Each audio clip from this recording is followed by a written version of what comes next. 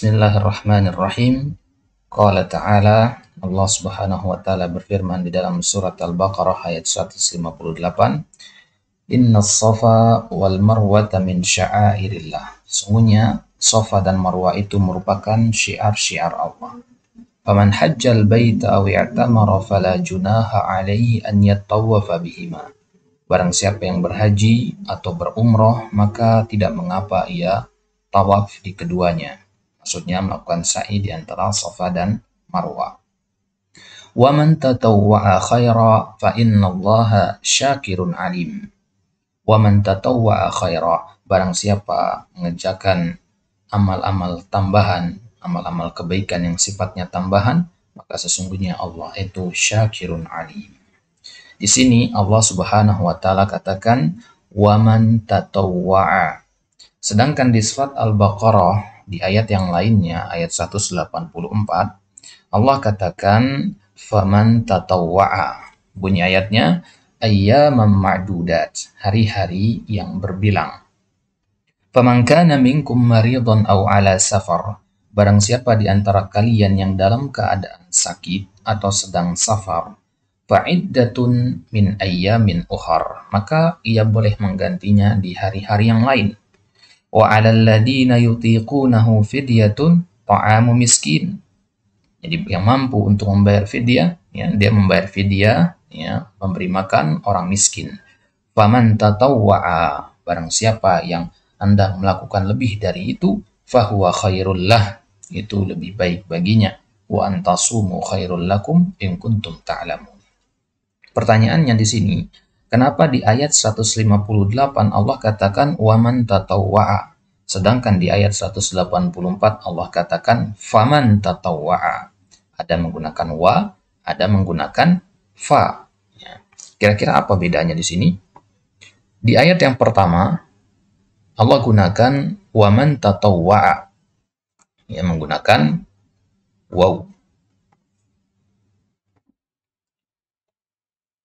Di ayat yang pertama ini Allah gunakan waw, yang mana waw ini, ya, merupakan salah satu dari huruf ataf. Begitu juga dengan fa. Waw ini memiliki makna, ya, al-ishtirak, kebersamaan. Ya, jadi dia merupakan kelanjutan begitu, ya, dari ayat sebelumnya. Jadi kenapa di sini menggunakan waw, kemudian selanjutnya menggunakan fa? Ya, karena di ayat yang pertama ini menggunakan waw, ya, karena di situ Allah sedang membahas tentang atau menyebutkan tentang ketaatan-ketaatan yang lain, yaitu ada haji, ada umroh, ada tawaf. Ya, maka kemudian Allah tambahkan waw di situ untuk menunjukkan barang siapa yang ingin mendatangkan ketaatan lain selain ketaatan yang telah disebutkan tadi, ya, selain haji, umroh ataupun tawaf yang disebutkan di kalimat sebelumnya. Ya, maka Allah ingin sampaikan di sini barang siapa yang melakukan ketaatan-ketaatan lain selain ketaatan yang telah disebutkan, maka sesungguhnya Allah Maha berterima kasih dan Maha mengetahui apa yang ia perbuat tersebut.